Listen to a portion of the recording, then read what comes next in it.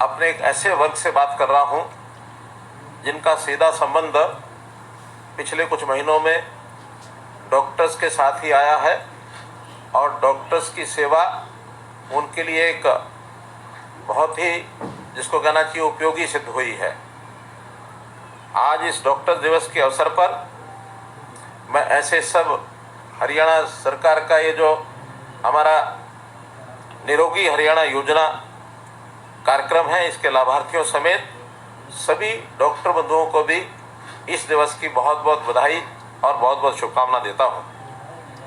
भाइयों बहनों, आप सब जानते हैं कि भारत ही नहीं बल्कि दुनिया में चिकित्सकों का अपना महत्व है। बल्कि हम भारतवर्ष में तो इनको भगवान की भी संज्ञा देते हैं।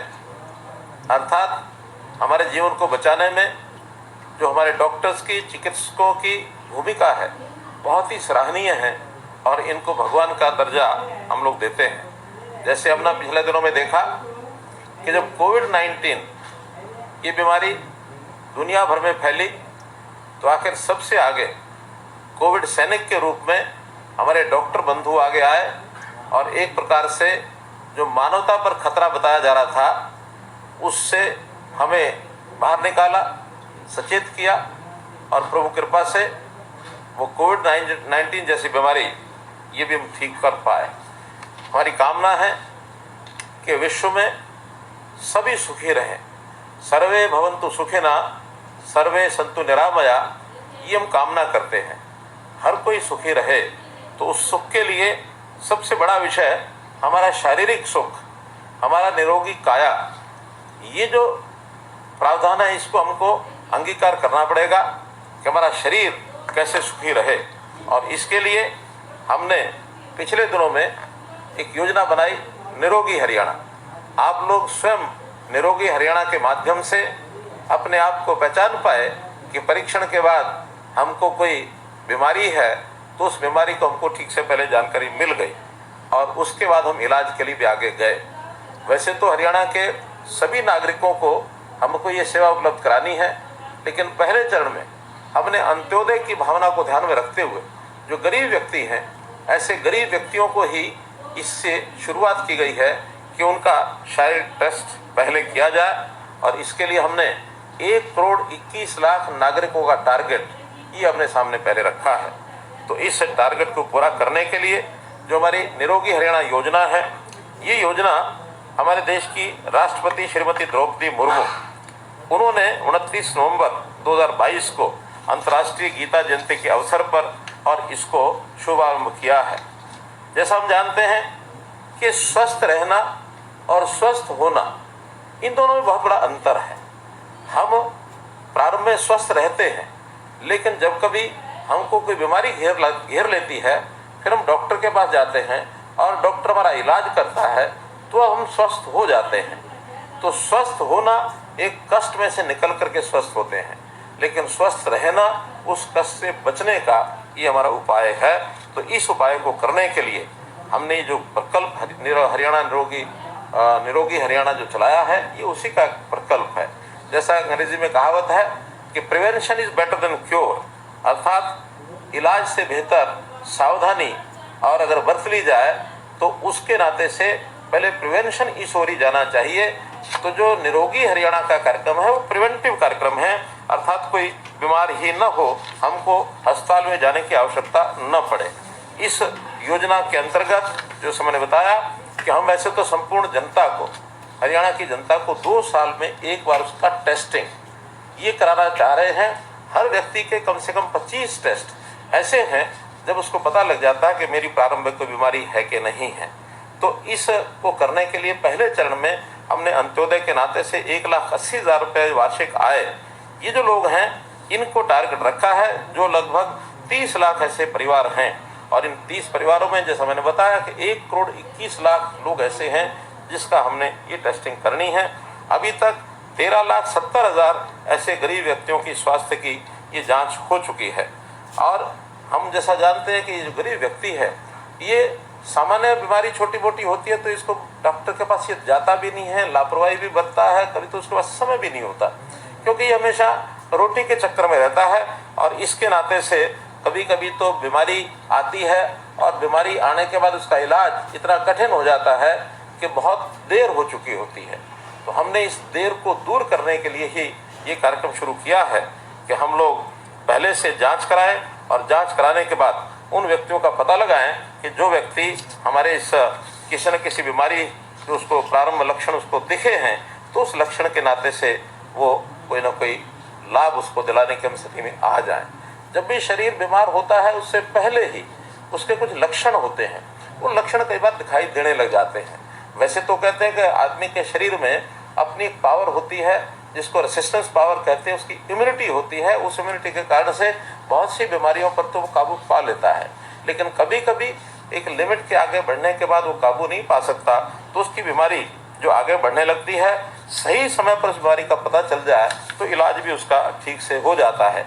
हम जब कभी देखते हैं कि अपनी गाड़ी चला रहे होते हैं, अपना स्कूटर है, अपना मोटरसाइकिल है, अपनी कोई कार है, अथवा यहाँ तक साइकिल भी है, तो भी उसमें कोई खराबी अगर आती है तो पहले से लक्षण पता लग जाते हैं कि इस गाड़ी की कोई खराबी आ रही है। अगर समय पर उस खराबी को हमने ठीक कर लिया और गैराज में लेकर के उसको ठीक करा पाए तो फिर आगे गाड़ी का और अधिक नुकसान नहीं होता, अन्यथा वही गाड़ी एक प्रकार से बेकार हो जाती है और हमें आगे बढ़ने के लिए वो रोक देती है। ऐसे हमारा शरीर है, इस शरीर के अंदर भी प्रारंभिक लक्षण अगर वो पता लगते हैं तो हम उस गाड़ी की सर्विसिंग की तरह आवश्यकता पड़ने पर उसकी सर्विसिंग भी हम अस्पताल में जाकर के करा सकते हैं। तो इस नाते से इस समय हमको इन कामों के लिए आगे बढ़ना है। जैसा मैंने बताया कि अभी तक 1,92,000 लोग जिनका टेस्ट हुआ है, 15 लाख में से 1,92,000, बल्कि आज का आंकड़ा मेरे पास है, पिछले जो 7 दिन पहले आंकड़ा था वो 1,92 था, आज का डाटा है 2,13,000 लोग ऐसे हैं जिनकी कोई ना कोई लक्षण बीमारी के हमको मिले हैं। और उसमें भी अनीमिया जो एक खास करके बहुत ऐसी बीमारी है, महिलाओं में ज़्यादा पाई जाती है, तो उसके अंदर भी 55,000 ऐसे केसेस आए हैं जिसमें अनीमिया की कमी है।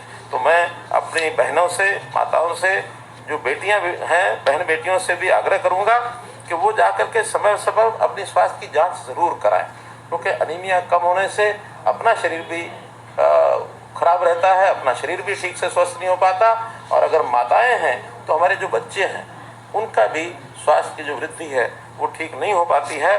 तो इसके लिए आग्रह है स्वास्थ्य की जांच भी कराएं और जो डॉक्टर द्वारा दी गई आयरन की गोलियां हैं वो जरूर खाएं, और समय समय पर अन्य दवाई का भी उपयोग है वो सब करें।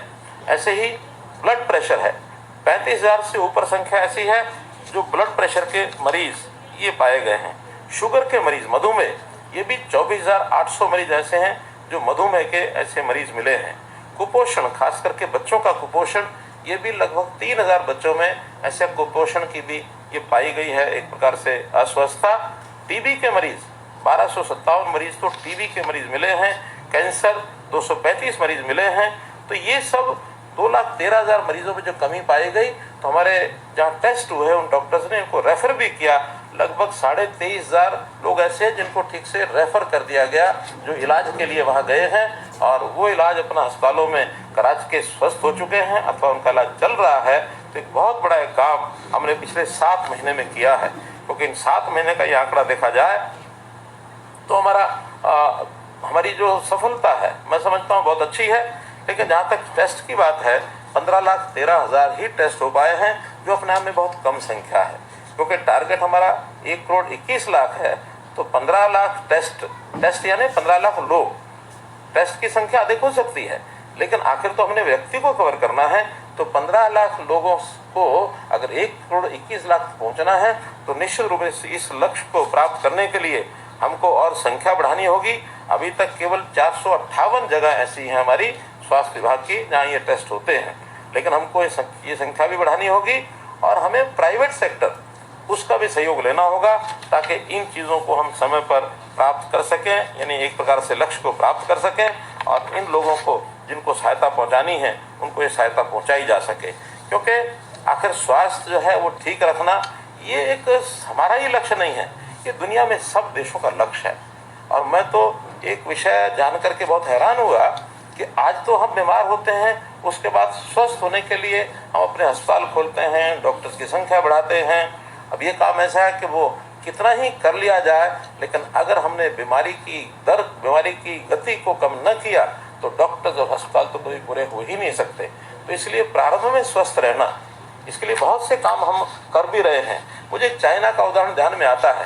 100-150 साल पहले चाइना में जो वैद्य होते थे उस समय के, आज उनको हम डॉक्टर कहते हैं, उस समय स्वास्थ्य की रक्षा के लिए वैद्य होते थे। तो वैद्य मोहल्ले के अनुसार लगाए जाते थे और उन मोहल्ले के वैद्य, उनको ये कहा जाता था कि आपको जितने लोग यहाँ स्वस्थ होंगे, इस एरिया के कितनी प्रतिशत लोग स्वस्थ हैं, उसके हिसाब से आपको पैसा मिलेगा। जितने लोग अस्वस्थ हो जाएंगे आपका पैसा काट लिया जाएगा।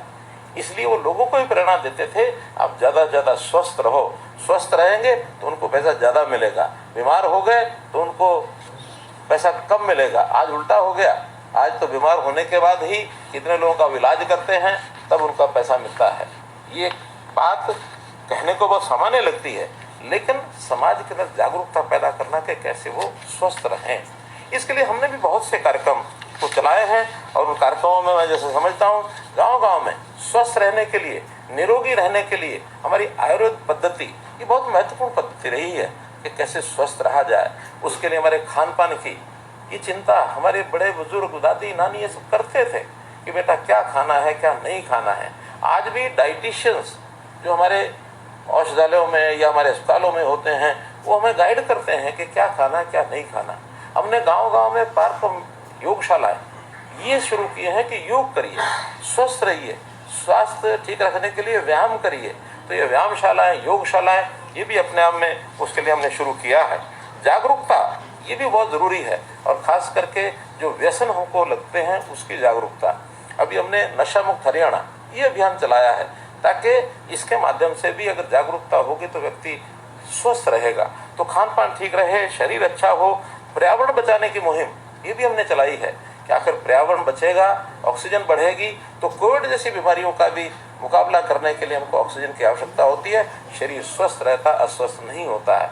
इसी प्रकार पानी बचाना, मिट्टी इसको जो है वो ठीक रखना, इसमें दूषित वातावरण न बने, हमारे केमिकल्स को कम करना, ऑर्गेनिक खेती, प्राकृतिक खेती ये सब शुरू किया हमने। आगे योजना में वेलनेस सेंटर्स बनाने की भी कल्पना की है कि उन वेलनेस सेंटर्स में व्यवस्था ऐसी करें जिससे व्यक्ति को स्वस्थ रहने के लिए सारी बातें, जागरूकता वो की जाए, कुछ कार्यक्रम बताया जाए कि आपको स्वस्थ रहना है, बीमार नहीं होना है। बीमार होने के बाद इलाज ये अलग एक उसका विषय है, वो हम कर रहे हैं, उसमें हमारी कोई कमी नहीं है, लेकिन फिर भी उससे बड़ा विषय है कि हम स्वस्थ कैसे रहें, इसके लिए हम आगे काम कर रहे हैं। और इसी नाते से ये जो आज कार्यक्रम बताया गया है कि निरोगी हरियाणा, निरोगी हरियाणा अर्थात हर व्यक्ति का पहले टेस्टिंग हो जाए। टेस्टिंग होने से पता लग जाए कि कहीं कोई प्रारंभ में कोई ऐसी चीज उभरने वाली तो नहीं है। Nip the evil in the bud, कि बुराई को उसको जड़ में ही समाप्त कर दो। तो शरीर की बीमारियां ये एक बुराई है, तो इसलिए उसको समाप्त करने के लिए हम लोग इस प्रकार का ये सब कार्यक्रम काम कर रहे हैं। फिर भी यदि कोई सदस्य बीमार होता है तो गरीबों के लिए तो प्रधानमंत्री जी ने भी योजना बनाई है, प्रधानमंत्री जन आरोग्य आयुष्मान भारत योजना, अर्थात आयुष्मान के माध्यम से हमारे हर गरीब व्यक्ति का परिवार के इलाज के लिए 5 लाख रुपए की बीमा योजना ये बनाई गई है, ताकि उसके पैसा खर्च न हो। हमने इसी योजना में हरियाणा में एक और नई योजना चिरायु हरियाणा भी साथ जोड़ी है, ताकि ये संख्या जो पहले 15.5 लाख थी, इसको बढ़ा करके 30 लाख के पार कैसे ले जाए। और केवल यहीं तक नहीं, 1,80,000 रुपये तक की योजना थी, हम तो उससे आगे भी सोच रहे हैं कि इसको 3 लाख रुपए वार्षिक आय के हिसाब से भी कुछ योजना नई बना करके इसको बढ़ाया जाए। अर्थात लोगों का जो स्वास्थ्य है ये हमारे लिए बहुत महत्वपूर्ण विषय है। अगर स्वास्थ्य है, शरीर स्वस्थ है तो हमारे पास सब कुछ है। कहते हैं कि अगर हमने यानी शरीर खोया तो समझो बहुत कुछ खो दिया। तो शरीर हमारा स्वस्थ रहे, इस नाते से हमको आगे बढ़ना है, हम लोग सुखी रहें, यही आपसे मैं प्रेरणा, यही आपसे मैं निवेदन करते हुए आपको अंतिम अपील यही करूंगा कि हम लोग स्वस्थ जो हो गए हैं हमें से, वो अपने आप तो स्वस्थ रहेंगे, अच्छी बात है, स्वस्थ हुए, प्रभु की कृपा उनके ऊपर हुई। लेकिन जो स्वस्थ हो गए, परिवार के बाकी सदस्य या जो जान पहचाने वाले लोग हैं, हमारे रिश्तेदार हैं, हमारे पड़ोसी हैं, उनको निरोगी हरियाणा में अस्पतालों में ले जाकर, डिस्पेंसरी में ले जा करके उनके भी टेस्ट कराएं, ताकि उनको भी किसी प्रकार की अगर प्रारंभिक बीमारी के लक्षण मिलते हैं तो उसको ठीक करने के लिए वो भी आगे लोग आएँ। तो इस कल्पना और योजना के साथ आज मैं उन लोगों से बात कर रहा हूं कि जो निरोगी हरियाणा के बाद जिनको लक्षण प्राप्त हुए मिले थे और उस लक्षण के कारण से उनको अस्पतालों के अंदर भर्ती होना पड़ा था, अपना इलाज कराना पड़ा था और आज वो ठीक हो गए हैं, ऐसे हजारों लोग मेरे साथ जुड़े हैं। तो मैं निश्चित रूप से ऐसे लोगों से अब मैं जानना भी चाहूँगा कि उनको इसका कितना लाभ हुआ निरोगी हरियाणा का, उनकी जांच में कैसे उनके प्रारंभिक जो लक्षण है उनकी पहचान हुई और कैसे उनका इलाज हुआ। इन सब बातों को ध्यान में रखते हुए मैं आपको पुनः बहुत बहुत बधाई और बहुत बहुत शुभकामना देता हूँ। बहुत बहुत धन्यवाद।